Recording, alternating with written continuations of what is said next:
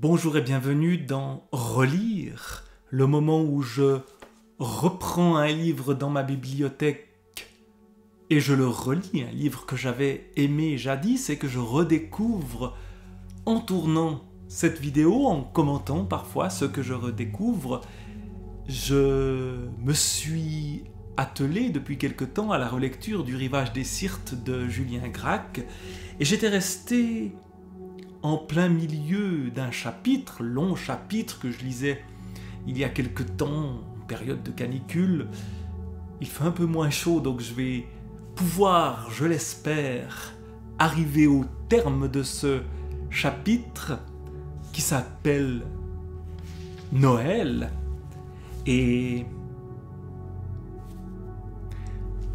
on va donc poursuivre. Alors je ne vais pas remettre tout dans le contexte, il suffit d'aller écouter ce qui précède, tous les chapitres précédents du livre, on peut naviguer entre deux.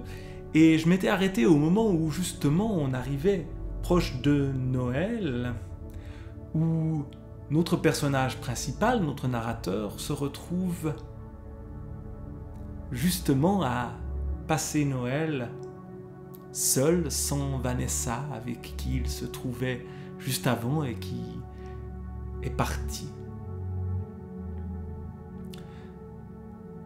Vanessa partie. Je me sentis désœuvré, chagrin, et je décidai de passer à Maremma un jour encore, puisqu'il se trouvait en compagnie de Vanessa, la femme qu'il aime.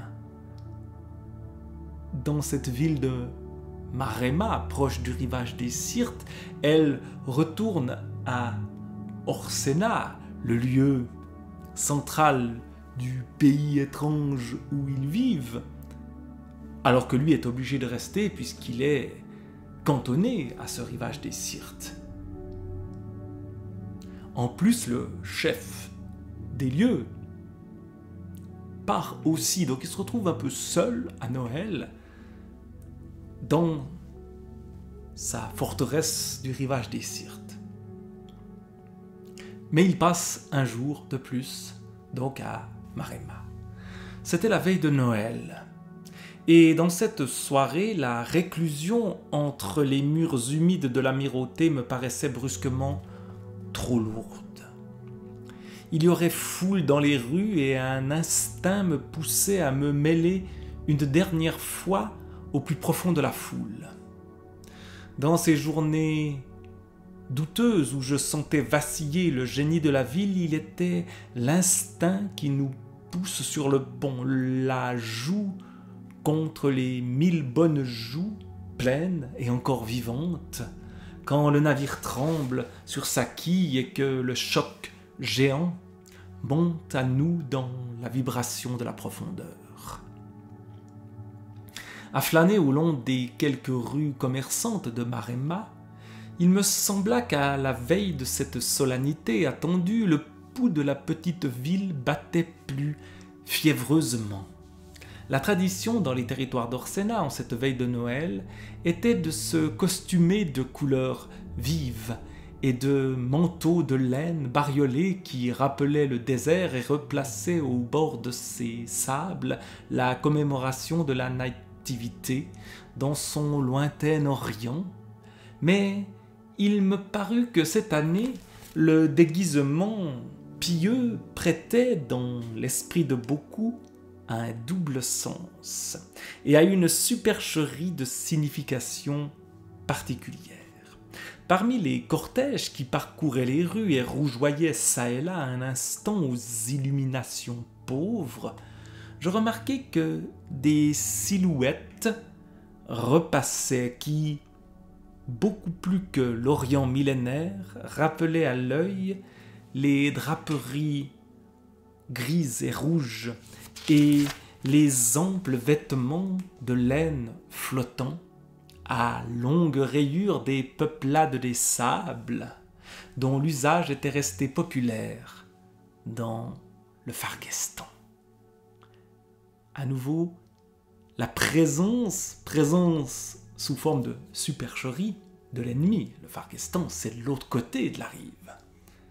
Et on est en permanence sous cette menace qui ne se concrétise pas ou qui se concrétise petit à petit. Leur passage soulevait les clameurs des gamins aux yeux de qui ces oripeaux font reconnaître de longtemps l'ogre des légendes enfantines. Mais il était douteux que ce fût aux enfants seulement que les masques eussent souhaité faire peur. Des regards soudain plus brillants venaient se coller de partout à ces silhouettes et d'avance les guettaient. Il était visible que ce travesti équivoque, plus que toute autre chose, aiguisait l'atmosphère tendue et que la foule s'y complaisait malsainement, comme on trouve un charme frileux et peut-être le sentiment d'une présence à soi, toujours avec cette utilisation ici de l'italique, présence à soi est mis en avant, plus trouble, au premier frisson d'une fièvre légère. On eût dit que la foule se caressait à ce fantôme, comme au seul miroir dont le reflet lui prêtait encore chaleur et consistance. Que dites-vous de ce lâcher de bédouin, monsieur l'observateur, me lança abruptement Belzenza, que je heurtai au coin d'une rue. Étrange personnage que ce Belzenza qui se méfie de notre narrateur, qui sait peut-être des choses, mais quoi? Il était de mauvaise humeur et visiblement en veine de grossièreté. Je ne sais ce qui me retient de soulever un de ces voiles de tête crasseux. J'ai idée qu'il s'y frotte plus d'un nez morveux que j'ai mouché il n'y a guère longtemps. Je répliquai un peu sèchement. Je ne vous le conseille guère. Les gens sont nerveux, et ce n'est pas un jour pour une rafle de police. Évidemment, face à la menace, les polices se raidissent. Même si la menace est vague, peut-être même imaginaire. J'ai d'autres raisons et des meilleures pour n'en rien faire, rassurez-vous. D'un air de mystère, Belzenza me tira brusquement par la manche dans une encoignure. Savez-vous ce qu'on dit?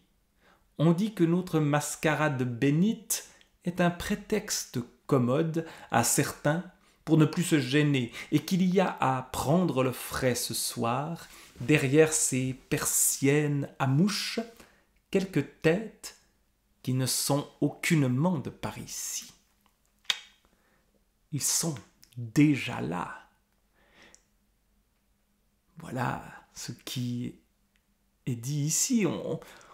On sent qu'on se prépare à une guerre et peut-être que justement on voit des signes aussi politiques à ceci. Est-ce vrai, est-ce pas vrai? Est-ce qu'il y a cette cinquième colonne qui est présente? On ne sait pas. D'ailleurs, la réaction du narrateur est très sceptique. Bah! B-A-H avec un point d'exclamation. De toute évidence, Belzenza, ce soir, sentait le vin. J'ai l'ordre d'agir avec prudence. Bon, entendre, c'est obéir. Le métier a ses exigences, mais je vous le jure, monsieur l'observateur, ces têtes de carême ne viendront plus ici me faire la nique très longtemps. On croit tout de même pouvoir en prendre trop à son aise avec nous, là-bas. Là-bas, c'est très vague. Là-bas, c'est Orsena, sans doute. Ou c'est le Fargueston. Qui sait? Il me saisit le bras et s'écarta un peu d'un geste de théâtre, de seconde en seconde plus chaleureux. Nous avons, monsieur l'observateur, assez avalé de couleuvres, vous en êtes témoin. Mais assez, c'est assez. J'y perdrai ma place, soit, mais je le disais ce soir encore au syndic de la consulta. Il y a un temps pour la patience. Orsena n'est pas une vieille paillasse, mûre pour la vermine du désert. On nous cherche, on nous trouvera. Le geste était tranchant et décidément noble. Venez à Saint-Damas ce soir, ajouta-t-il en clignant de l'œil, d'une voix filante et rapide. Je le regardai s'éloigner. Je me demandais jusqu'à quel point il jouait un rôle, profitait de l'alcool pour ménager une transition. Mais le sens de ce langage grossier de bravache n'était plus douteux. Belzenza, à la fin, avait trouvé trop difficile de se sentir aussi seul. La dérive mécanique de cette âme vulgaire qui dérapait soudain de sa berge marquait que les eaux avaient atteint maintenant un certain étiage critique. Je revins dîner avec ennui au palais. Le contact électrisant de la foule m'avait rendu plus déprimante la solitude. Lorsque les premières cloches sonnèrent pour l'office de nuit, je me retrouvai presque involontairement au rendez-vous que m'avait fixé Belzenza, devant les hautes coupoles persanes de Saint-Damas. Mon désœuvrement n'était pas seul en cause. Le lieu par lui-même attirait la curiosité. Il n'était guère, dans les territoires du Sud, d'églises plus célèbres, moins encore à cause des emprunts très frappants à l'architecture orientale, qui se trahissaient dans ces coupoles dorées et vermiculées, que par la suspicion opiniâtre attachée à la liturgie et aux rites qu'elle abritait. Beaucoup plus profondément que dans le Nord, l'Église officielle avait dû composer ici autrefois avec les hérésies et les querelles intérieures du christianisme oriental, et les coupoles de Saint-Damas figuraient depuis des siècles le signe de ralliement électif de tout ce qui surgissait dans la pensée religieuse d'Orsena, de turbulent et d'aventureux. Le centre, pendant longtemps, d'une petite communauté de marchands des Syrtes rattachés au hasard de leurs relations de voyage aux églises nestoriennes d'Orient, puis d'une secte initiatique dont les liens avec les groupes secrets des frères intègres en terre d'islam paraissent avoir été moins que douteux. Les légendes locales en savaient long sur les conciliabules qu'avaient abrités ces coupoles mauresques et ces hautes voûtes noires aux suintements de caves sous lesquelles avait prié au pied d'un dieu incrustable Joaquin de Flore et Cola di Rienzi. Finalement, frappé d'interdit,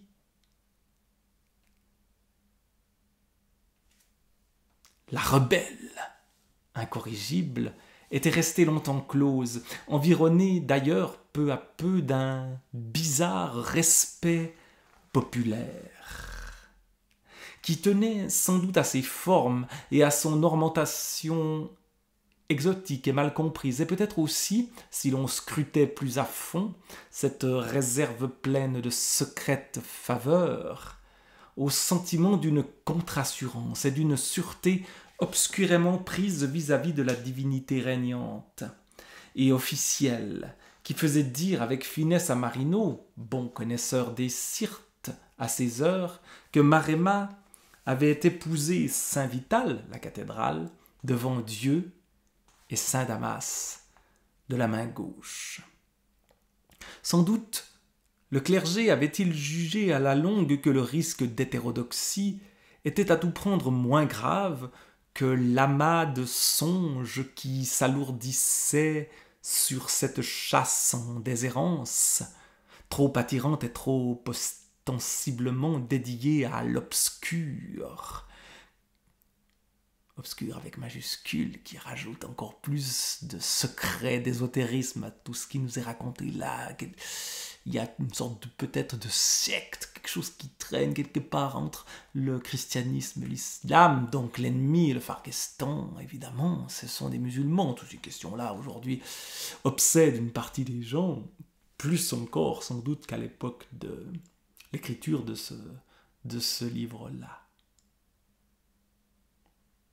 Car depuis quelques années, après une cérémonie expiatoire, l'Église avait été rouverte au culte et l'attirance maligne officiellement exorcisée au prix de ce que l'intransigeance du clergé monastique n'hésitait pas à nommer une capitulation déguisée. Le cours des choses n'était pas sans lui donner raison. Il était patent, la documentation réunie par Belzenza ne laissait là-dessus aucun doute, que saint Damas s'était trouvé être aussitôt dans l'atmosphère très spéciale qu'on respirait maintenant à Maremma, le point de rassemblement choisi et difficile à surveiller des alarmistes et des propagateurs de rumeurs. En même temps que le rendez-vous à la mode des riches hivernants sceptiques dont le nombre se multipliait dans la ville. Vanessa, on retrouve Vanessa qui est partie. Vanessa, bien qu'incroyante, y fréquentait elle-même assidûment et ne donnait là-dessus que des justifications évasives. Elle passait pour protéger son clergé, où les tendances illuministes avaient repris racine comme par enchantement, et par son entremise peut-être. Quel joue réellement Vanessa, la femme avec qui il a passé la nuit précédente.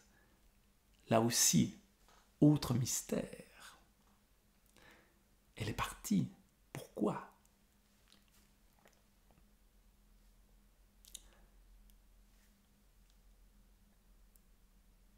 Elle passait donc pour protéger son clergé, où les tendances illuministes avaient repris racine comme par enchantement, et par son entremise peut-être. J'avais l'impression que s'étendait sur ce brasillement fumeux, et à partir des plus hautes sphères d'Orsena, l'effet de la permission supérieure qu'évoquaient intimement pour moi les instructions venues de la seigneurie. Saint Damas était une des fissures par lesquelles les vapeurs suspectes avaient envahi les rues. Un coup d'œil sur cette crypte qui sentait le soufre n'était pas de trop. Il joue son rôle d'observateur en allant voir ce qui s'y passe dans cette étrange église hétérodoxe. L'église s'élevait près de l'endroit où la langue de sable s'enracinait à la côte, au milieu d'un misérable quartier de pêcheurs que rappelaient, même dans ce jour solennel, les éléments naïfs et à dessein pauvre de toute sa décoration. Des filets rapiécés tapissaient les murs, et selon la très vieille coutume des marins des Syrtes, une barque de pêche, avec tous ses agrès, tirée jusque devant l'autel sur des roues, remplaçait la crèche. Sous son buisson de lumière, le berceau creux et flottant transposait étrangement cette scène si paysanne, en faisait une nativité plus menacée, une naissance au péril de la mer.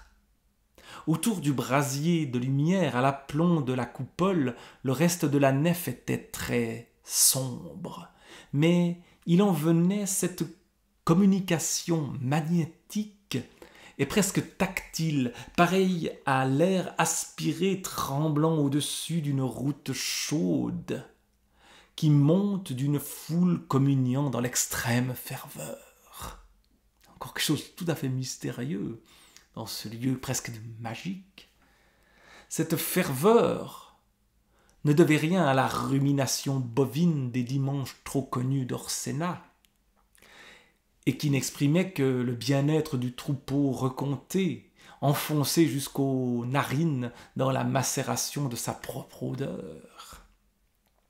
Ce qu'on pouvait flairer, çà et là, dans les rues, à l'état de traces, comme une de ces senteurs exotiques qui soudain dilatent les narines, on le recevait ici tout à coup sur la face comme un coup de poing. Un levain puissant brassait cette foule et soufflait bien au-dessus d'elle les hautes coupoles, cette foule compacte de visages au ras desquels elle voguait, épaulait la barque mystique. Elle oscillait monotonement au rythme de son chant profond et retrouvait le chant profond, le canterondo des Espagnols. Il y a quelque chose qui fait penser à l'Espagne, même si les noms sont italiens ici, cette Espagne qui mélange les religions est peut-être aussi dans la tête de Julien Gracq, ou en tout cas elle est arrivée dans la mienne.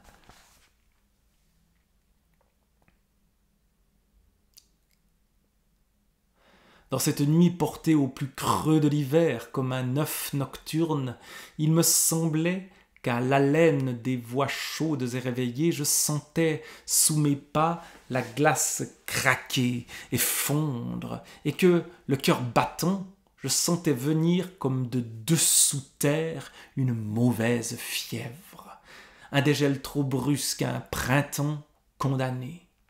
Comme la bourrasque qui soulève les feuilles mortes, le vieux chant manichéen s'élevait sur la foule pareil à un vent venu de la mer.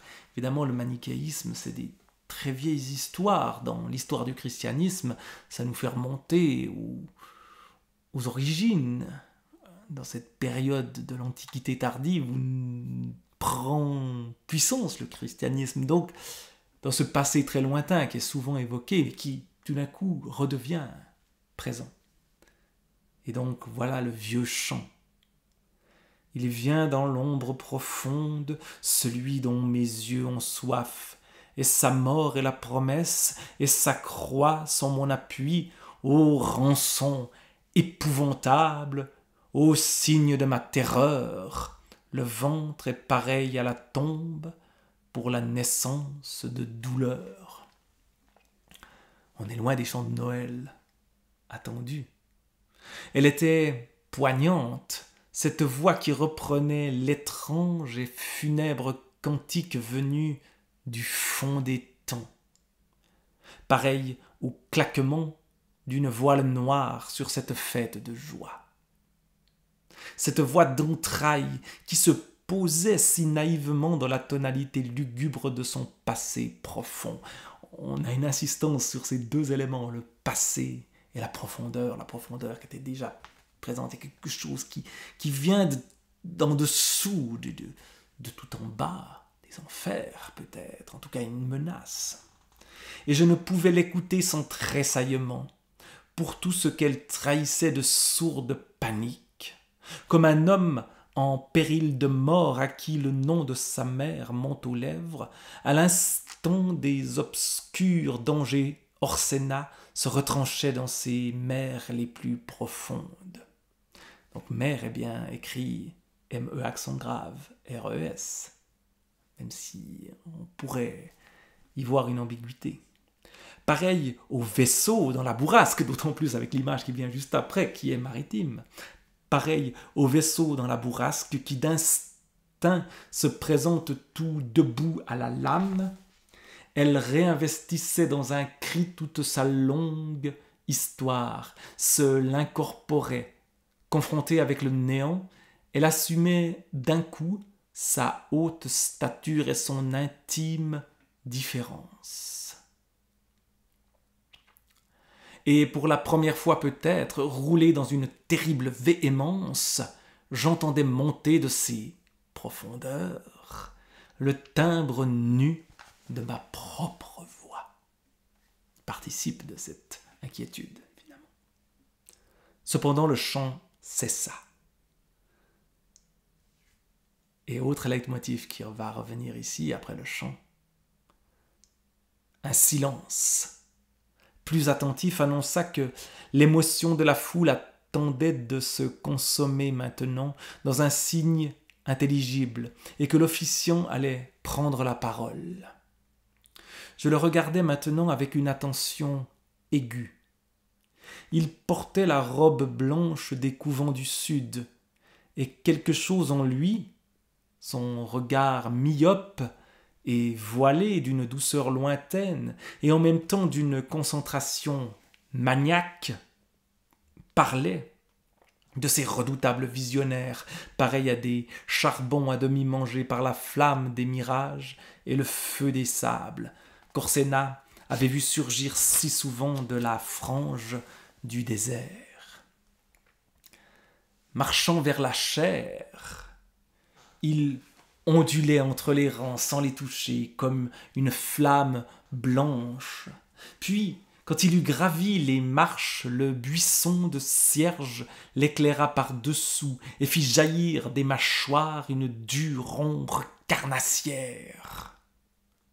La face entière sembla venir affleurer à la surface indécise de la nuit.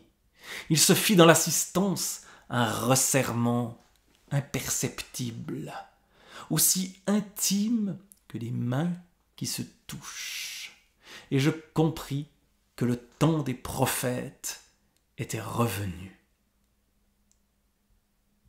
Il n'a encore rien dit, ce prêtre, ce prophète. Est-ce lui le prophète? Qui est le prophète? Il rappela d'abord, d'un ton neutre, et où se traduisait comme une hésitation ou une lassitude, la place très insigne que la liturgie accordait à cette fête, et se félicita comme d'une marque particulière de la faveur providentielle, qu'elle put être célébrée en cette année avec tout son éclat habituel à Saint-Damas.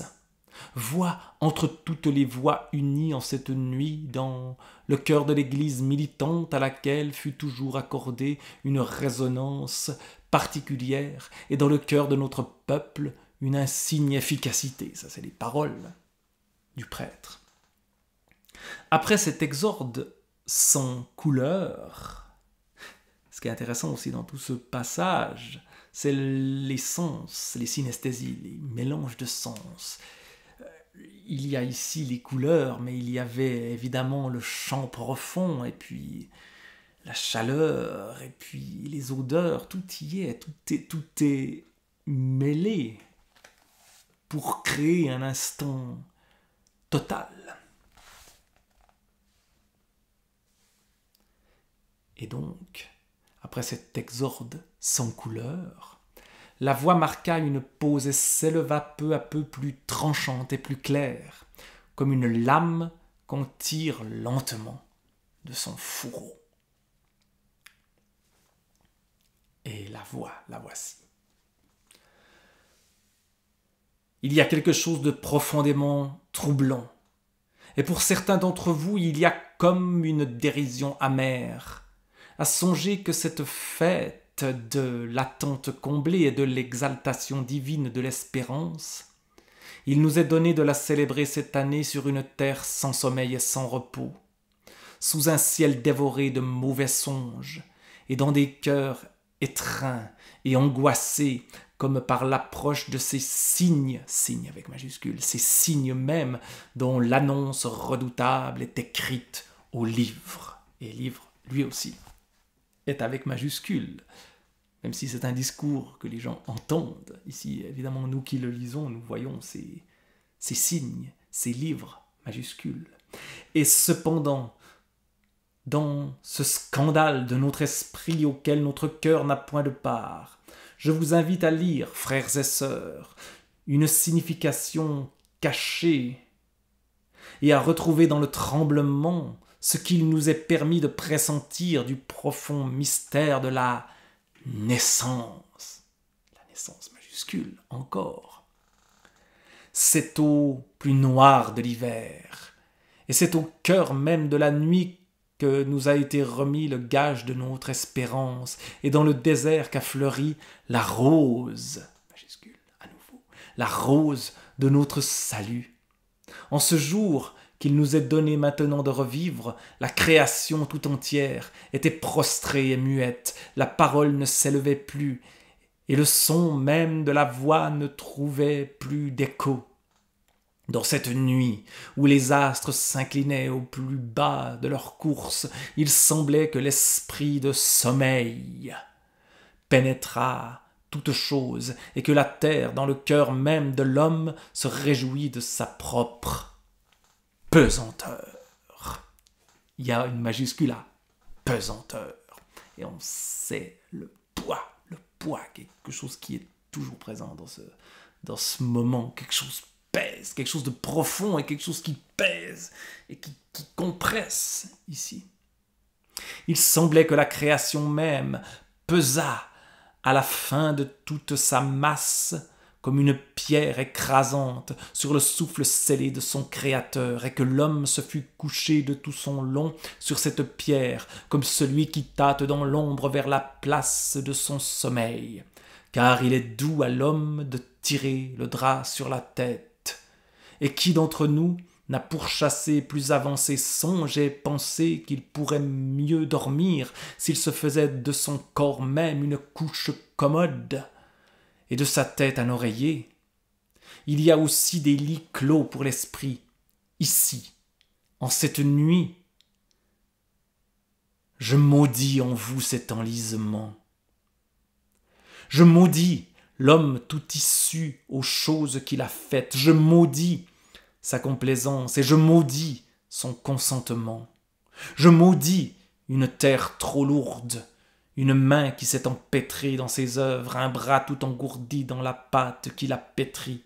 En cette nuit d'attente et de tremblement, en cette nuit du monde la plus béante et la plus incertaine, je vous dénonce le sommeil et je vous dénonce la sécurité.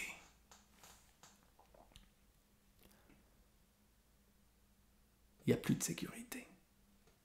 Il se fit dans l'assistance comme un frémissement d'attention, et des tout sautements çà et là s'étouffèrent dans l'ombre.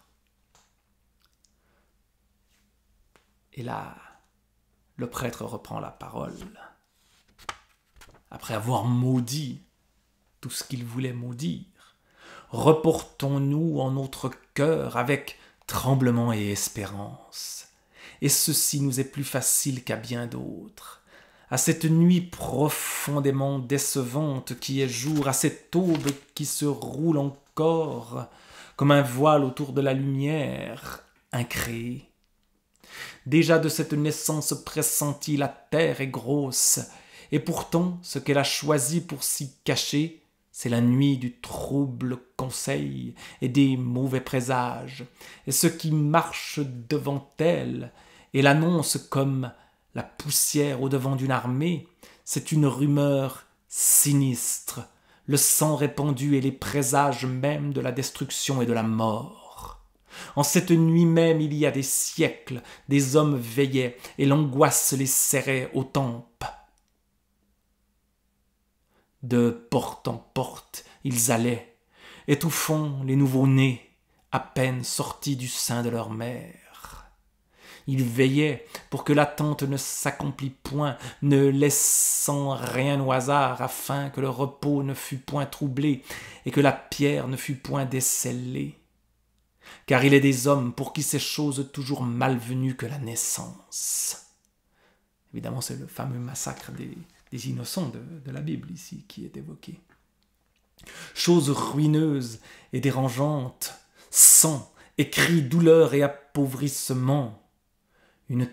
Un terrible remue-ménage, l'heure qu'on n'a point fixée, les projets qu'elle traverse, la fin du repos, les nuits blanches, toute une tornade de hasard autour d'une boîte minuscule, comme si l'outre même de la fable venait de se rompre, où l'on avait enfermé les vents.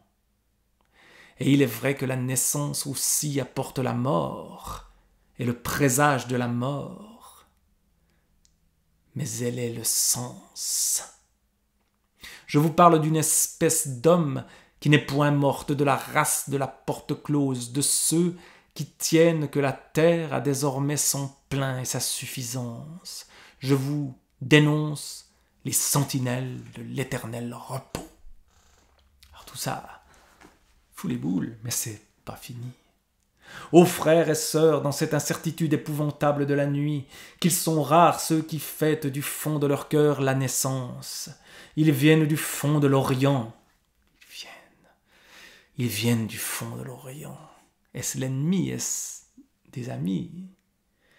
Ils viennent du fond de l'Orient et ne savent rien de ce qui leur est demandé. Ils n'ont pour guide que le signe de feu qui brille indifféremment dans le ciel quand va se répandre le sang des grappes ou le sang des désastres. C'est les rois mages ici qui sont évoqués. Ils ont charge d'un royaume aux richesses fabuleuses, et il semble qu'il y ait sur leurs vêtements au fond de cette nuit une lueur encore, comme quand on voit crouler faiblement au fond d'une cave l'amoncellement inestimable du trésor. Ils sont partis pourtant, laissant tout derrière eux, emportant de leur coffre le joyau le plus rare, et ils ne savaient à qui il leur serait donné de l'offrir. Considérons maintenant comme un symbole grand et terrible au cœur du désert ce pèlerinage aveugle et cette offrande au pur avènement. C'est la part royale en nous qui avec eux se met en marche sur cette route obscure, derrière cette étoile bougeante et muette, dans l'attente pure et dans le profond égarement. Dans le fond de cette nuit, déjà, ils sont en marche. Je vous invite à entrer dans leur sens et à vouloir avec eux aveuglément ce qui va être. Dans ce moment indécis où il semble que tout se tienne en suspens et que l'heure même hésite,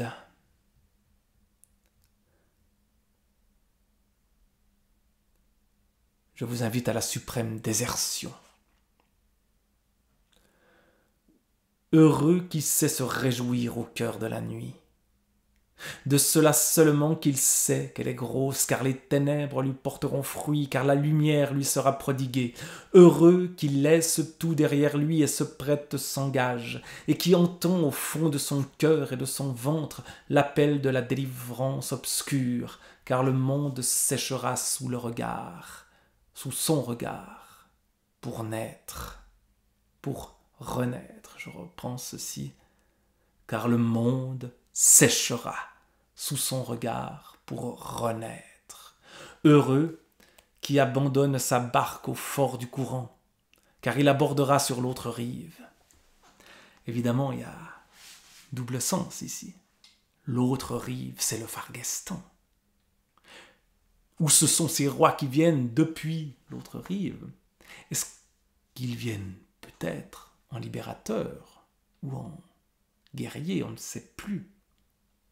Heureux qui se déserte et s'abdique lui-même, et dans le cœur même des ténèbres n'adore plus rien que le profond accomplissement. De nouveau, le prédicateur marqua une pause. Sa voix s'éleva maintenant plus lente et voilée de gravité.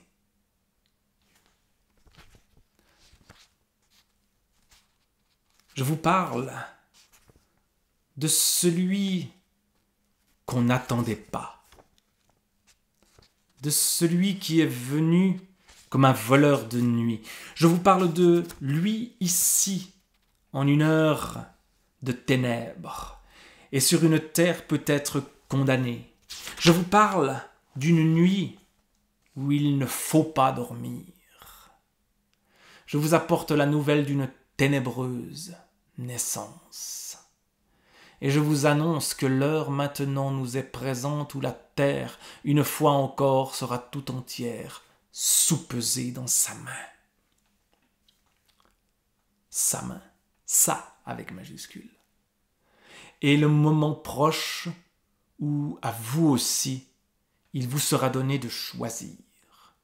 Oh, puissions-nous ne pas refuser nos yeux à l'étoile qui brille dans la nuit profonde et comprendre que du fond même de l'angoisse, plus forte que l'angoisse, s'élève dans le ténébreux passage la voix inextinguible du désir. Ma pensée se reporte avec vous comme à un profond mystère, toujours cette profondeur, profond, toujours plus profond. comme un profond mystère, vers ceux qui venaient du fond du désert, adorer dans sa crèche le roi qui apporta non la paix, mais l'épée, et bercer le fardeau, fargestan, et bercer le fardeau si lourd, à nouveau la lourdeur, que la terre a tressailli sous son poids. Je me prosterne avec eux, j'adore avec eux le Fils dans le sein de sa mère, j'adore l'heure de l'angoissant passage, j'adore la voie ouverte et la porte du matin. La foule, brusquement, ondula en s'agenouillant de cet affaiblissement sans hâte et presque paresseux des blés sous un coup de faux, et toute la profondeur de l'église reflua pour me gifler le visage dans un puissant, un sauvage murmure de prière. Elle priait épaule contre épaule dans une immobilité formidable, figeant l'espace de ses hautes voûtes en un bloc si compact qu'il serrait les tempes et que l'air semblait soudain manquer à mes poumons. La fumée des cierges tout à coup me piqua les yeux âcrement. Je ressentais entre les épaules comme une pesée lourde. Et l'espèce de nausée éblouissante qu'on éprouve à fixer un homme qui perd son sang. Image assez étrange, extrêmement cruelle presque ici. Je ne cherchais pas Belzenza dans cette foule. Dans l'émotion qui m'avait serré à la gorge, je me représentais avec dégoût. Un dégoût inexprimable, le raclement sur moi de son œil lent et myope, comme une lame qui tâte vers le défaut de la cuirasse. Là, j'ai mon propre raclement qui surgit, et cette importance de la foule, une sorte de moment de transe de la foule. On en connaît d'autres dans des ambiances religieuses ou politiques ou guerrières. Je sautais dans une barque de louage.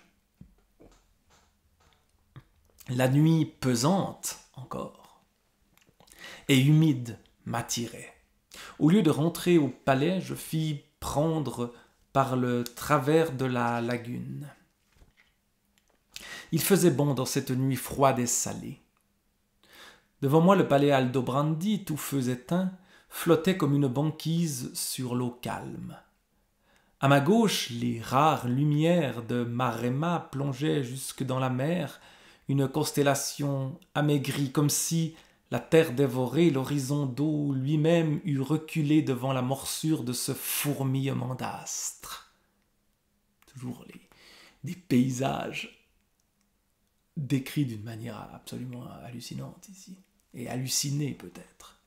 On eût dit que Maremma se fondait dans ce bloc nocturne, s'y diluait une ville dissoute dans son heure, majuscule à nouveau, et sa figure, encore majuscule, engloutie sous le balisage de ces minuscules clous de feu.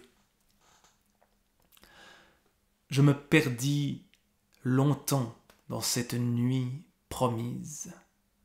Je me fuyais au sein de son vague et de son éloignement. On a vraiment ici la nuit mystique, hein, vraiment ces moments de révélation que certains disent avoir vécu, et toujours la nuit, jamais le jour. Et la nuit de Noël, évidemment, est la nuit la plus indiquée pour cela. L'humidité perlait sur mon manteau en gouttelettes froides. Dans le cercle de lumière faible que projetait le fanal de la barque, la lagune clapotait inépuisable contre le bordage. Je sombrais insensiblement dans le sommeil. L'image de Marino assis dans son bureau de l'amirauté passait par instant devant mes yeux avec son étrange sourire de ruse et de connaissance. Il oscillait devant moi au rythme de la barque, comme un homme qui marche sur les eaux. Évidemment, l'allusion est transparente, comme un homme qui marche sur les eaux.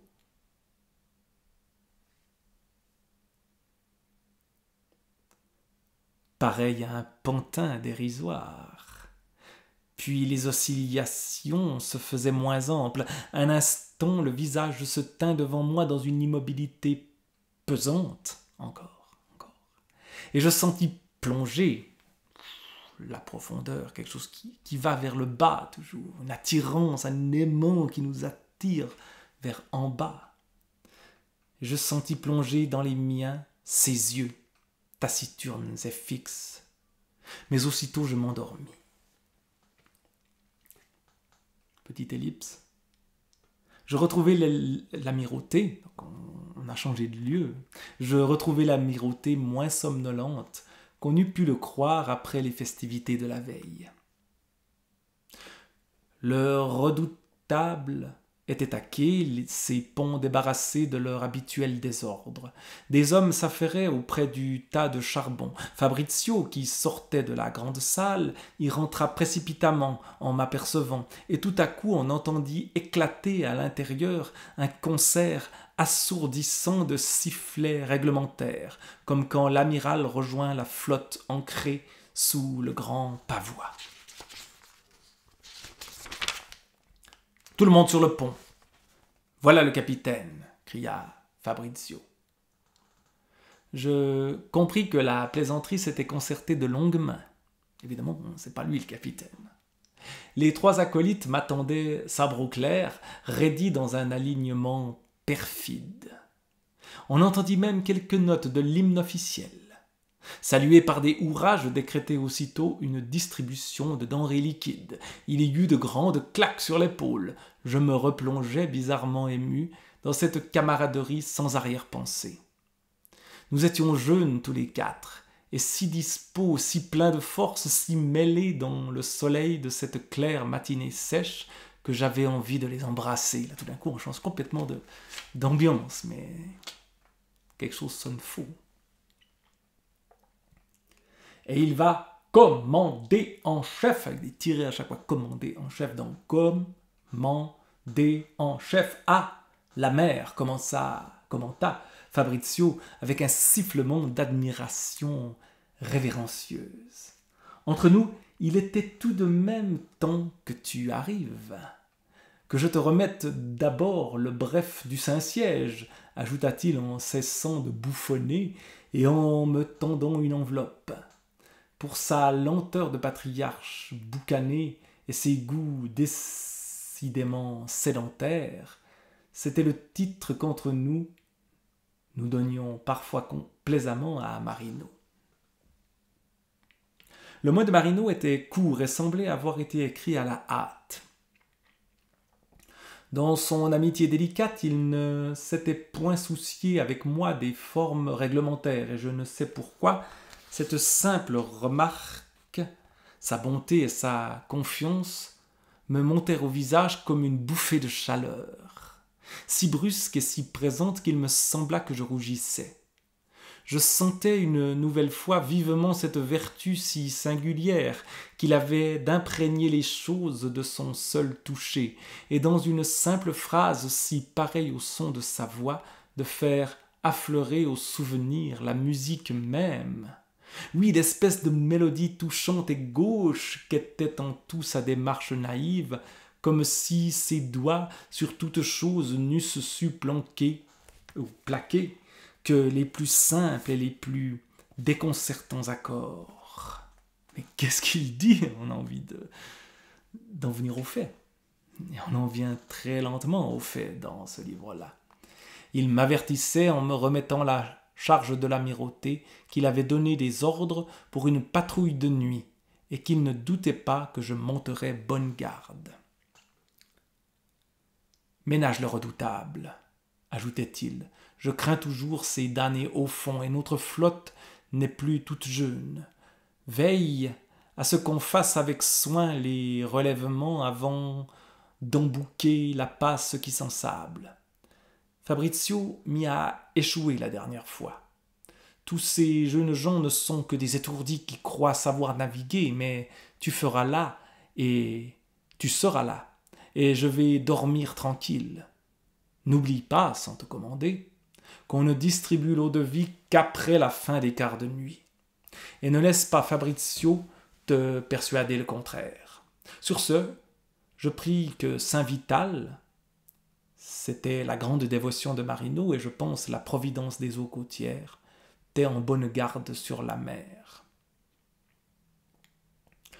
Et tu m'emmènes, Aldo, promets-moi, cria Fabrizio derrière mon dos, les mains en porte-voix sur le seuil. Sois un camarade, nous avons tiré au sort tous les trois, je te mène le redoutable en long, en large, où tu voudras. Toute la matinée se passa en allées et venues, fébriles. Je me trouvai bientôt au milieu de mes tiroirs ouverts et de ma chambre bouleversée, comme si je me préparais pour un long voyage. Cette agitation me tenait à flot comme le nageur les mouvements de sa nage, attentif surtout à ne pas l'interrompre. Je perdais de vue à demi ce qui se creusait par-dessous. Je songeais tout à coup avec un sentiment de timidité et de gêne que j'allais occuper la cabine de Marino. Cette agitation de somnambule et ces tiroirs saccagés n'avaient fait que tromper le besoin que j'avais de monter tout de suite à bord du bateau. J'étais comme le passager attardé qui entend mugir la sirène. J'avais peur de le voir partir sans moi. Je me voulais déjà embarquer. Je marchais d'un pas hâté jusqu'à l'appontement, soudain plein d'une merveilleuse certitude à le voir là, une bête éveillée, doucement vibrant sous le tremblé de sa fumée claire, chagriné pourtant comme un enfant tiré de son rêve, de le retrouver si mesquin et si petit. Le redoutable était désert, un gros insecte de mauvais augure, à nouveau, mauvais augure. Habité seulement dans cet assoupissement de marécage par la trépidation insensible et rongeante qui venait de ses bas-fonds. Je connaissais à peine le navire. Pendant ma première nuit de patrouille, je n'avais pas bougé de la passerelle et j'errais indécis sur le pont lavé de soleil où le fer des rambardes était déjà chaud sous ma main, intimidé par cette machinerie exigeante, comme un engrenage où l'on craindrait de mettre le doigt. J'essayai la clé de Marino sur plusieurs portes. Le bruit grinçant de ferraille des tôles foulées au milieu de ce silence était agaçant. L'atmosphère des boyaux obscurs, étouffante. J'allais renoncer, dépité, lorsqu'une petite porte de fer enfin céda et battit sur une pièce si minuscule que j'allais donner du nez sur la paroi d'en face contre une vieille casquette d'uniforme que je connaissais bien. Une lumière assez vive pénétrait dans la cabine par le hublot d'arrière. Mais avant que j'eusse remarqué le moindre détail, la présence de Marino reflua, jusqu'à me fermer les yeux dans cette odeur de tabac refroidi et de fleurs sèches qui bondit sur moi comme dans son bureau de l'amirauté, aussi extraordinairement intime que celle de la momie dont on détache les bandelettes. Encore une image assez extraordinaire ici. Je jetais les yeux autour de moi, étourdi, une nouvelle fois saisi par ce sentiment d'une présence plus lourde que nature qui me semblait toujours me coller au sol en face de Marino. C'était peu dire, ou c'était peu de dire, que la pièce était à son image, ou alors elle l'était en effet à la manière de ces hypogées d'Égypte aux murs fleuris de double. En italique. d'une guirlande hagarde de gestes suspendus autour du sarcophage vide. On voit que cette ambiance égyptienne qui apparaît ici, avec ses hypogées d'Égypte, déjà la momie tout à l'heure, le sarcophage vide. Il tenait peu de choses, pourtant, dans cette pièce étroite. Au râtelier d'armes réglementaires pendaient les pipes familières de Marino. Sur une tablette, un vase à col étroit en faïence verte des Syrtes gardait encore quelques fleurs fanées. Les gros volumes des instructions nautiques lui servaient de cale contre le roulis soudé à lui et tout verdi par une pellicule de mousse humide. Près d'une paire de lunettes de cornes aux branches dressées, je jetai les yeux sur un registre ouvert. Marino emportait à la mer, pour les vérifier, les comptes de fermage. J'eus soudain la sensation si aiguë de cette tranquillité confinée, pareille à celle d'un herbier entr'ouvert dont le pollen séculaire vient encore agacer faiblement les narines et qui amarrait le navire à la terre plus solidement que ses ancres, que j'ouvris le hublot d'un geste brusque, comme si je cherchais de l'air, et je m'attardai alors à détailler un moment le contenu d'un minuscule cadre vitré qui pendait à la paroi proche. Il y avait là un vieux diplôme, jauni de l'école de navigation, avec sa date et, tout autour, les décorations de Marino. La médaille des Syrtes, 15 ans de loyaux services au désert, bleu à filet rouge, le ruban des sauvetages en mer et la grosse tache rouge et noble de la médaille de Saint-Jude dont chacun à Orsena sait qu'elle ne s'achète qu'au prix du sang. Je les examinai un moment pensif, extraordinairement fanés d'une consistance de feuilles sèches dans leur reliquaire de verre. J'essayais de m'imaginer Marino lorgnant ses médailles sous la vitrine avec ce pli naïf d'attention froncée qui n'était qu'à lui. Un tel éloignement, une si vertigineuse distance prise par rapport à soi m'étourdissait. Je m'allongeai un instant, mal à l'aise dans cette pièce songeuse, sur l'étroite couchette. Un léger mouvement au plafond me fit sursauter. C'était l'aiguille du compas témoin que Marino consultait de son lit, qui bougeait au-dessus de ma tête, comme une bête réveillée. La pièce me chassait. Je me levai et feuilletai un instant, désœuvré, un volume des instructions nautiques. Des filaments de mousse collaient les pages humides à la forte odeur moisie.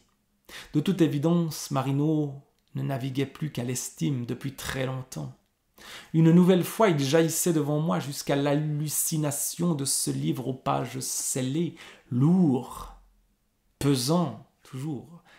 L'association du lourd et du pesant, quasiment synonyme, mais très souvent les deux sont écrits lourd, pesant, ensemençant la terre de calme, les yeux collés sur ce qui est tout près, et pourtant la lueur presque étrangère de leur mystérieuse anxiété de malade. Un pas brusquement fit sonner les tôles au-dessus de ma tête. L'idée d'être surpris là me déplaisait. Je m'approchai du miroir pour rajuster ma vareuse. Un moment, le regard englué, je plongeai mes yeux dans son eau grise, et il me sembla que des images toutes pareilles, une infinité d'images à la superposition exacte, s'effeuillaient, glissaient indéfiniment l'une sur l'autre à toute vitesse sous mes yeux comme les pages d'un livre, comme la tranche des instructions nautiques sous mon doigt. Je fermai les yeux, laissai retomber le volet du hublot sur une lumière trop crue, et après un instant d'hésitation, je repoussai la porte sur l'odeur de fleurs fanées, du geste précautionneux dont on referme la chambre d'un mort. Mais le sarcophage est vide. Marino n'est plus là.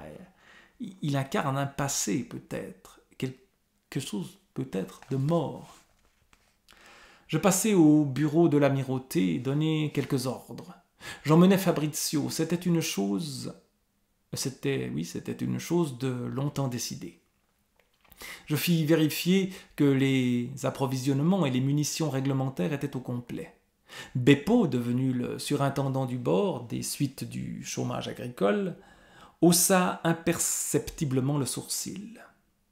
C'étaient là des ordres inhabituels et superflus.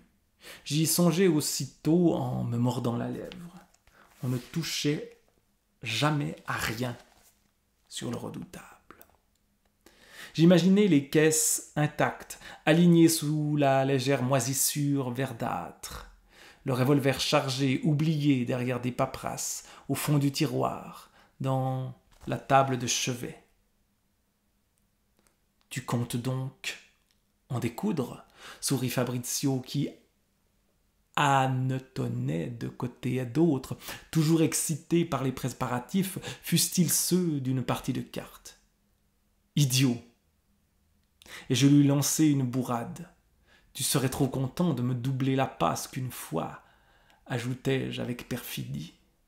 « Pff, la passe ! Tu penses avec ces amers !» Fabrizio haussa les épaules, vexé, en me montrant la forteresse toute blanche. Un jeu d'enfant maintenant, même de nuit, voilà ce que Marino ne veut pas comprendre. Et on me refuse la médaille du péril de la mer. Il y a de ces injustices. C'est égal, il fera joliment bon ce soir sur la mer calmée. La mer des Syrtes, dans le jargon de la casemate. C'est une petite parenthèse, la mer calmée, mais calmée provisoirement. Fabrizio se frotta les mains en inspectant le ciel d'un œil oblique, avec le mouvement de tête célèbre de Marino. Il y avait dans ses manières une espèce de jubilation contenue, un peu anormale, comme on en voit aux très jeunes enfants à la veille d'une fête attendue. À midi, tout se trouva prêt, les derniers préparatifs réglés jusque dans le détail. Le peu de travail qu'il y avait à faire m'avait fondu dans les mains, dévidé irrésistiblement de moi par une force étrangère. Le peloton de corde entre les doigts du harponneur. Le départ était fixé très tard. La mer ne serait haute qu'à la nuit tombée. Je me trouvais devant un vide insupportable. Je fis seller mon cheval, mes nerfs me dévoraient, et c'était un prétexte commode à la solitude. L'air était sec et clair, et très clair même, maintenant. Un soleil craquant, comme du givre, inondait les sables et les étendues d'îles sèches. Je me souvins fort à propos qu'il nous restait à retrouver à Ortello une petite somme, le reliquat de la solde de nos équipages récupérés. C'était me donner congé pour une longue course. La piste grise s'enfonçait dans les terres, étrangement nette sous le soleil dans ce paysage évacué, entre ces talus d'îles où passait le vent de mer. Un crissement assourdissant d'insectes sortait de la terre réchauffée. Ils entendent ces insectes. Hein. Un crissement assourdissant d'insectes sortait de la terre réchauffée. Quand j'eus gravi le premier monticule de sable, je me retournai vers la mer. Un demi-cercle d'un bleu d'encre qui, à chaque pas de mon cheval, cernait plus étroitement les grèves pâles. Je voyais au-dessus, ou au-dessous plutôt, de moi l'amirauté déjà minuscule, tapie dans sa chaleur comme un œuf couvé, dissoute dans la réverbération cruelle d'un paysage de salines. Un immense miroitement blanc effervescent mangeait la forteresse, pareil à un blanc de chaux vive au-dessus de son carré d'ombre noire. Le redoutable s'allongeait contre le doigt de la jetée, collé à elle comme le chaton d'une bague, Tout reposait dans une immobilité pétrifiée. Déjà le paysage avait bu l'homme comme un sable altéré. Seule la fumée alourdie du petit navire, dressé à sa cheminée comme une hampe plumeuse, mettait dans ce désert une note d'alerte imperceptible et l'odeur d'une mauvaise cuisine. Le paysage plongea derrière la ride de sable. La fumée légère monta un instant sur l'horizon, toute seule dans l'air calme. Je mis mon cheval au trot sur le sol ferme. Dans cet air transparent, je me sentais flamber comme un bois sec, tout mon corps en marche, intensément, dangereusement vivant.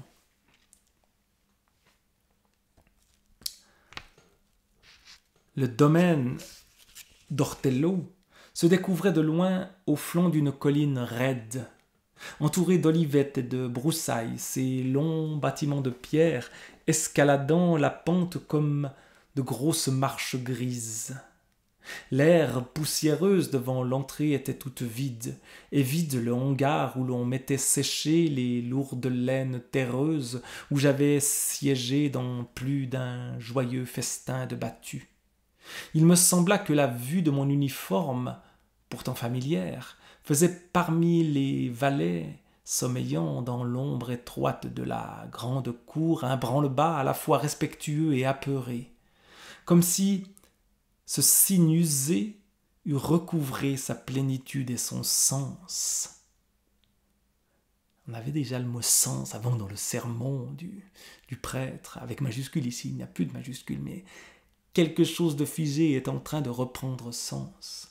Comme si, tout à coup, lui aussi se fût nettoyé d'une patine invisible. « Le maître sera heureux de vous voir, me dit l'intendant en prenant la bride. On sait si peu les nouvelles ici depuis que... » Il s'arrêta et pressa le pas pour m'annoncer. « Depuis que quoi ?» Il y a évidemment un point de suspension ici. Après depuis que et après m'annoncer aussi. Je trouvai le vieux Carlo dans la véranda qui regardait du côté de la mer. Un auvent treillissé l'abritait où grimpait la vigne. Par-dessus le mur bas, un rectangle de terre fauve et tachetée, éblouissant, meurtrissait l'œil et cuisait dans le soleil. Au loin, dans un épaulement des dunes, le bleu minéral de la mer affleurait comme une ligne à peine plus épaisse, et pourtant d'un luisant, d'une acuité insolite. L'étroit fil de regard d'un guetteur à son créneau. Tout tassé sur lui-même, le vieux Carlo était allongé sur son fauteuil d'osier dans un coin d'ombre, l'image même de l'extrême vieillesse. Un souffle léger et patient qui rougeoyait distraitement sur ce grand corps inerte, comme une braise oubliée dans les cendres d'un feu de forge.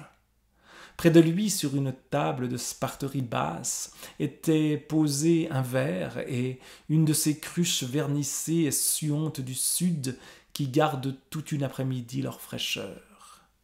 De temps en temps, le cri des oiseaux de mer passait en rafales rauques, plus perdues qu'ailleurs, sur ces plaines cendreuses. Là aussi, la scène est décrite avec une telle précision qu'on s'y croit, qu'on voit vraiment et qu'on sent et qu'on a même l'aspect du toucher, c'est cette cruche ici qui amène un peu de fraîcheur. Venu tout seul, Aldo? Le vieillard plissa les yeux en signe de bienvenue. Il était comme une planète refroidie, ne réagissant plus que par quelques lézardes, quelques plissements courants à fleur de peau. Sans attendre ma réponse, il adressa du doigt derrière moi un léger signe. L'intendant reparut presque aussitôt et sans me dire posa sur la table un sac d'or. Je me tournai vers le vieil homme un peu interdit de ce manège et lui pris la main en essayant de sourire. Mais le sourire se figea en chemin comme s'il eût rencontré une glace. Ce visage renvoyait déjà le regard avec l'indifférence insolente de la mort. Lui aussi se meurt comme Marino absent. Je ne suis pas venu en créancier, Carlo, prononçai-je doucement. Bien sûr, Aldo, bien sûr. Le vieillard tapotait le dos de ma main amicalement. Mais tu vois, tout était préparé. Il est temps que les comptes soient en ordre, ajouta-t-il d'un ton singulier, détournant un peu les yeux comme si la réverbération de ses plaines écorchées les eût blessés. Soudain, il se retourna, plongea ses yeux dans les miens d'une façon extraordinairement inquisitrice, tout en continuant à tapoter ma main en silence, comme s'il eût aplani le chemin à une nouvelle qui s'enlisait en route, guettait sur mon visage son arrivée. « C'est mon heure qui vient, que veux-tu » prononça-t-il après un moment. « Bah, Aldo, le désert use son homme. » Il y eut dans son œil, à cette dernière phrase, un éclair de malice. Il ne souhaitait pas d'être cru. « C'est mon heure, » reprit le vieillard d'une voix pensive et amère. « Et maintenant elle vient trop tôt. » Psst. Dans 10 ans, Carlo, nous en reparlerons dans 10 ans. Pas avant que les oliviers soient grands, vous savez que c'est le dicton des Sirtes, et Beppo nous a dit que vous en plantiez. La voix glaça d'un coup mon rire de commande. Non, Aldo, c'est maintenant et c'est trop tôt. Le vieillard but une gorgée d'eau en silence. On entendait les cris des oiseaux de mer qui remontaient les vallées de sable. La mer commençait à monter. Eh bien, Carlo, quand cela serait, je sentis ma voix changer et je lui touchai l'épaule dans un mouvement d'amitié vrai. Est-ce que tout n'est pas en ordre ici ? Le visage se tourna vers l'horizon de sable. Tout est en ordre. Seulement je suis fatigué de l'ordre. Aldo, voilà ce qui est. Il me serra la main d'un mouvement presque inconscient. Les choses ont abouti pour moi, tu vois, Aldo. Mon travail a été béni, comme on dit. Et tout cela, tu vois, c'est de la terre bien acquise. Je m'en vais accabler de biens légitimes. Il vrilla son œil dans le mien d'une façon perçante. Si tu savais comme on est ligoté là-dedans. J'ai accroché mes fils partout et me voilà roulé dans mon cocon. Voilà ce qui est, amarré, ligoté, empaqueté. Me voilà là à ne plus pouvoir remuer bras ni jambes. Crois-tu que c'est la maladie, Aldo ? Il n'y a pas 15 jours que j'ai encore forcé un lièvre. Mais j'ai trop fait pour ce qui me reste à faire. Voilà ce qui est. Une fois qu'on l'a compris, c'est fini. Le ressort se casse. Voilà ce que c'est que vieillir, Aldo. Ce que j'ai fait retombe sur moi. Je ne peux plus le soulever. À nouveau la pesanteur. Il répéta d'un air pénétré. Quand on ne peut plus soulever ce qu'on a fait, voilà le couvercle de la tombe. Une servante apporta des rafraîchissements, puis s'attarda autour du vieillard sous de menus prétextes. Ce manège muet et traînant, après celui de l'intendant, finissait par prendre un tour suspect. On eût dit qu'on ne voulait pas perdre de vue le vieillard trop longtemps. Et je remarquai alors l'œil homicide que le vieux solitaire braquait sur la nuque de la fille. La servante se retira, Carlo gardait maintenant le silence, très immobile, et il me sembla que le souffle de ce grand corps était devenu plus oppressé. Je me levai à demi inquiet, la bouche tout près de son oreille. « Vous ne vous sentez pas bien ?»« Ni bien ni mal, Aldo.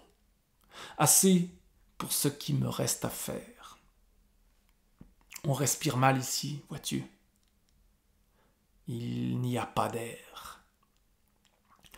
Vous ne pouvez guère être plus près de la mer. » Le vieillard haussa les épaules, amer, entêté, renonçant à se faire comprendre. « Non, non, il n'y a pas d'air. Il n'y a jamais eu d'air. C'est Marino qui prétend le contraire. » « Pourquoi avez-vous renvoyé ces hommes ?»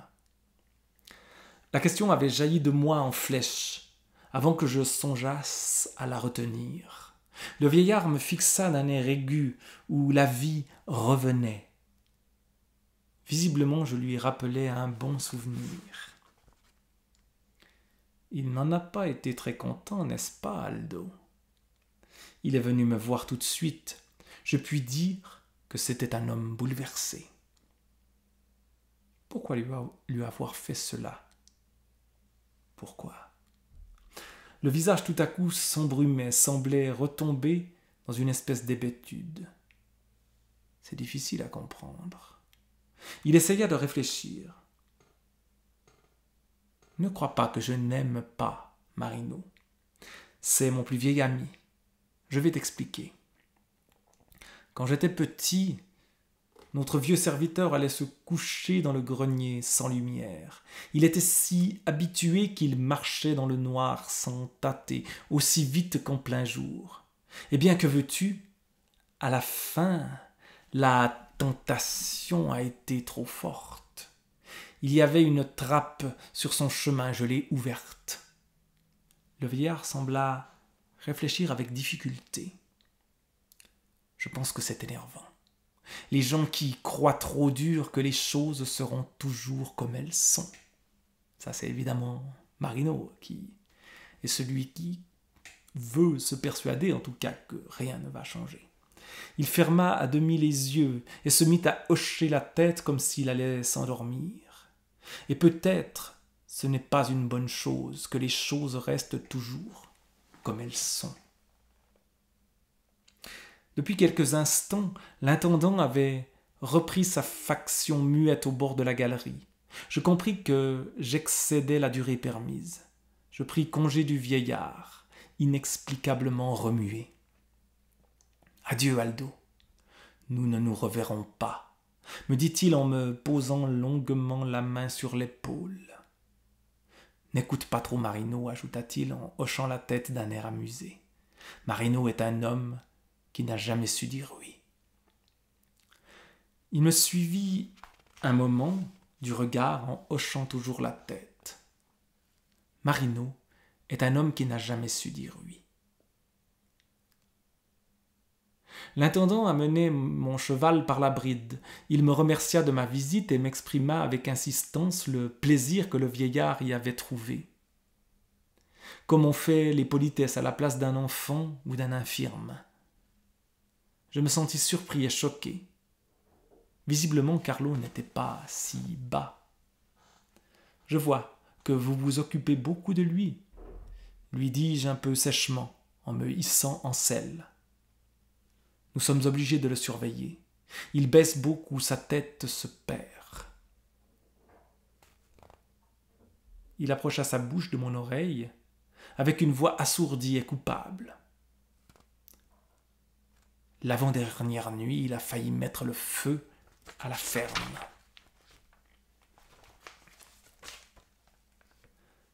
Le soleil baissait déjà lorsque je repris le chemin de l'Amirauté. Là aussi, une sorte de prophète encore que ce personnage mourant qui veut que quelque chose se passe, mais qui sait que ça se passera après sa mort. Le soleil baissait déjà lorsque je repris le chemin de l'Amirauté. L'approche du soir faisait le silence sur la steppe.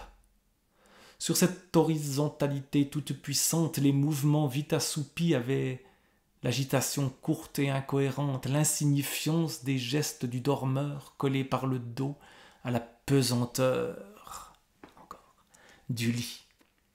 De temps en temps, une gerboise des sables traversait la piste en saut zigzagant avant de plonger dans les ylves en soulevant de fines palmes de poussière. Sous le ciel vide d'oiseaux, ce reste de vie sans bruit rasait l'herbe, rendait l'immobilité du soir presque orageuse, paraissait s'aplatir sous un invisible dôme de peur. Je revenais d'Ortello, assombri, je compris que j'avais cherché malgré moi dans cette campagne un signe, comme on lève les yeux instinctivement à une parole trop grave pour surprendre le démenti rassurant d'un nuage dans le soleil ou d'une fleur que le vent balance, et tout à coup ouvert à ce que cette soirée comportait de confirmations pesantes. Encore. Il me semblait que je savais maintenant que le vieux Carlo allait mourir. Le dîner fut très silencieux. Giovanni et Roberto étaient désœuvrés, comme une barque à l'échouage. Fabrizio entrait et sortait en coup de vent, tout au dernier préparatif de l'appareillage. C'était un repas d'adieu. J'aurais voulu retenir ces minutes de calme que Fabrizio déchirait en menus morceaux. Le cœur alourdi par l'amitié et l'habitude, je me sentais retranché de cette communauté banale et douce. Je savais déjà que ce repas était le dernier. Sitôt le dîner fini, j'allumai ma lanterne et passai prendre à la chambre des cartes, les papiers de bord et les documents de mer. Cette formalité m'emplissait de malaise. J'avais su dès le début que je ne l'accomplirais qu'au dernier moment. Cette idée que quelque chose qui se termine est omniprésente. Pourtant, on est loin de la fin du livre. Il reste encore plus de 130 pages. Il faisait déjà très sombre dans la salle presque souterraine. La porte refermée, tout le froid de l'hiver et de la solitude reflua sur moi de ce cœur glacé. Et pourtant, malgré l'accueil hostile de cette réclusion grelottante et hargneuse, une fois encore tout s'abolissait dans le sentiment toujours écrasant et toujours neuf qu'elle était là. Plus qu'aucune chose qui fût au monde, chargée jusqu'à la voûte de cette existence imminente qui distingue un piège aux mâchoires tendues d'un caillou. Le ricanement de ce bariolage de grotte me faisait peur. Je maintenais le faisceau de ma lanterne à terre, je faisais vite, les tempes serrées, les mains nerveuses, me retournant parfois malgré moi vers ce vide bâillon qui m'avalait, comme si quelque chose eût tout à coup grimacé sur le mur. Je rassemblais les cartes à la hâte, au cœur de ce silence inabordable que souillaient mes gestes furtifs comme un trottement falot de souris. J'avais honte. Honte comme jamais je n'ai eu honte devant un homme. J'appartenais maintenant à ce viol sans retour. Je sortis à reculons de la pièce condamnée, tout pâle, tenant le rouleau de cartes serré contre moi, comme un voleur de tombeaux qui pousse la fin nue, qui sent rouler sous ses doigts les pierreries de rêve. Et déjà, la force du sortilège faisait cailler lentement son sang. Le vent du large s'était levé avec la nuit et m'enveloppa dès que je sortis sur le terre-plein de sa grande nappe froide. Je me sanglai dans mon manteau de mer. Au bout de la jetée, un va-et-vient de petites lumières s'affairait autour du redoutable, dont on poussait les feux. Une lueur, ou une rouge lueur, et non une lueur rouge d'ailleurs. Quelque chose qui renverse la place de l'adjectif. Une rouge lueur de forge flambait par instants sous son panache de fumée et faisait courir des reflets noirs et glacés sur la colline de charbon comme une aube damnée. Je serrai à la hâte les mains de Roberto et de Giovanni dans le noir. Les visages indistincts faisaient les voix plus brèves et plus graves. Quelqu'un cria « Bon retour !» d'une voix que le vent, fraîchissant de la mauvaise nuit, souffla comme une torche. Tout était noir sur la passerelle. Je sentis sous mon pied la légère trépidation du navire et sa force aveugle qui trouait déjà l'obscurité. Le redoutable évita doucement par l'arrière un reflet d'eau indécis et paisible. S'agrandit devant le quai, une chaîne tinta claire sur les dalles de la jetée. Déjà, sur le quai, les voix désœuvrées se détachaient de nous. Un bloc plus noir se dressait devant moi vers l'avant et m'intriguait. Je ne reconnaissais pas Fabrizio, figé dans la tension tendue, et que son grand caban de mer engonçait et rivait au pont. L'odeur froide et noire du charbon m'arriva dans une bouffée de vent. Puis, une averse brutale faucha les rares lumières comme on tire un rideau, et la nuit opaque nous enveloppa. Et c'est sur ce départ que se termine ce long chapitre, Noël, qui est suivi par une croisière. Mais on imagine, après ce départ, que ce ne sera pas la croisière s'amuse. Et donc, je vais attendre un peu avant de lire le chapitre suivant, une croisière, dans Le Rivage des Syrtes de Julien Gracq.